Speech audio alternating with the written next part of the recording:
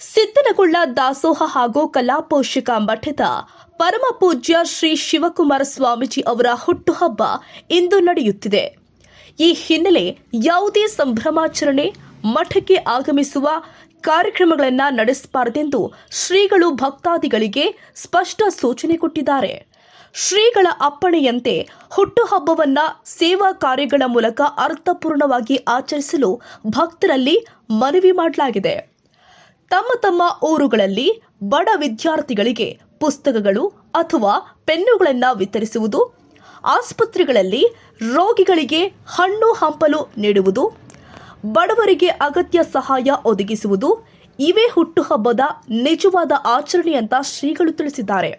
ಈ ಸೇವಾ ಕಾರ್ಯಗಳ ಫೋಟೋಗಳನ್ನು ಸಿದ್ದನಗೊಳ್ಳ ದಾಸೋಹ ಹಾಗೂ ಕಲಾಪೋಷಕ ಮಠದ ಅಧಿಕೃತ ಗ್ರೂಪ್ಗಳಿಗೆ ಶೇರ್ ಮಾಡುವಂತೆ ಮಠದ ವತಿಯಿಂದ ಕೋರಲಾಗಿದೆ.